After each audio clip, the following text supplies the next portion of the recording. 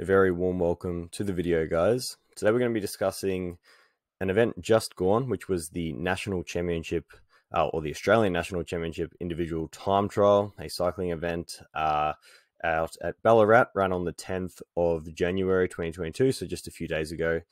And what was quite intriguing was that Ellie Salthouse, a professional Ironman triathlete, races across Ironman 70.3 and even full distance, and also Amelia Rose Watkinson, another Ironman triathlete, both competed in the women's professional division. And they finished, this was not on the left here is a list of results. It's not a comprehensive list of results in the fact that there wasn't only 13 competitors. It went down to 20 or 25 odd competitors.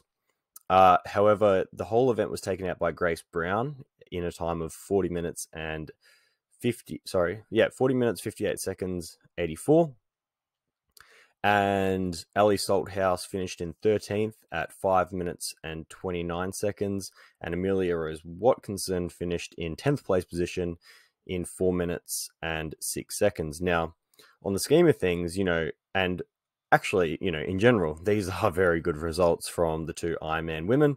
And, to finish just 4 minutes behind or 5.5 minutes behind is a decent result. However, if you do look at it, it is for, in 10th place there for Amelia, it is almost 10% behind the winner's time. And even more so for Ellie. However, I just want to say these girls are Ironman athletes, swim, bike, run, long distances, and this is a 26 odd kilometer time trial, very hilly, a couple of technical sections, and in no means is this what they're training for. However, a big reason I believe as to, what really separates these professional women from, for example, Ironman triathletes is just the position on the bike, as well as other things, technical skills, the way in which they pace it, obviously their training and their capacity to have short bursts of acceleration versus just that long steady state that you'd see in an Ironman triathlete. Grace Brown obviously won by a significant margin, 37 seconds. And I couldn't find too much data in regards to power numbers for these women. However, what I did find on Strava was the power numbers of Brodie CHAPMAN. She was only a minute behind in third place and averaged 259 watts for around 42 minutes. Now, obviously, average power isn't the be-all or end-all. It's the application of that power. Obviously, finding speed on the course is important. However, it's not like these girls are averaging, 350, 400 watts. I think what's happening and what really separates them is really, like with things we mentioned, but the position primarily. And if you look at the two positions here, so this is Grace Brown on the top left, or, the top rider here in the blue. Look at how closed her hands are to her time trial helmet or her header.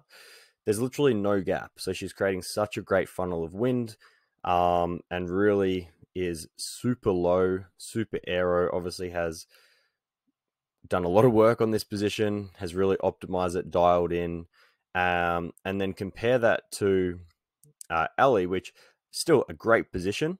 However, certainly a lot more upright comparative to Grace Brown, and definitely open in that hand-to-head position. One thing that Ellie mentioned, and I had a look on her Instagram because this is the only reason why I actually was aware of this, is that in order to achieve UCI legal regulations on her bike, she had to move her saddle back 5 centimeters, and she had to move her extensions back 10 centimeters. Now, maybe that doesn't seem like a whole lot. However, when you're used to a particular position and you're dialed in, that is a significant amount of movement.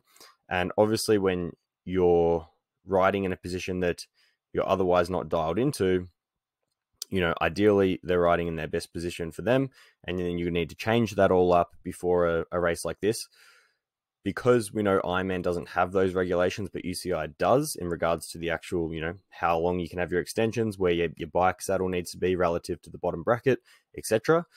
It's going to significantly impair your comfort on the bike and even probably your ability to produce power, because, you think you're going from your best position to now a position just literally to meet the UCI requirements. So that's a big factor here, I believe.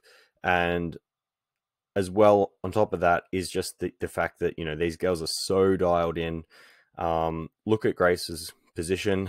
It is cannot be flawed. And again, Ellie looks great on the bike. Is a strong cyclist, a great overall, Ironman triathlete, and they're not training specifically for this event. They're not specializing in, the actual training in regards to the power required. They're also swimming, they're also running a lot, and I think that it's great that they're mixing with these girls. And to finish 10th and 13th in the national championship, they should be very proud of their performances, both Amelia and Ellie. However, I just wanted to make this video to, I guess, give my thoughts, and my general consensus and thoughts is that, yes, the training, the power is so specific for elite cyclists. It's all they need to be doing. So that's a factor. But I just think as well that just the testing and just how dialed in some of these professional cyclists are within those UCI regulations, and that's another point too, is incredible. And it's really what's going to separate, a few minutes here or there over the course of a 40-minute race. Because if Brodie CHAPMAN could get third riding 259 watts, I'm sure Ellie could also ride a similar wattage for that period of time. It's just being able to do it in a position like these girls are. So let me know what you guys think. I found it quite interesting how the Ironman women stacked up against the best of the best in Australia for cycling. And yeah, post any comments or thoughts below. Hope you guys enjoyed that little brief overview of what went down on Tuesday, and I'll see everyone in the next video. Thank you very much.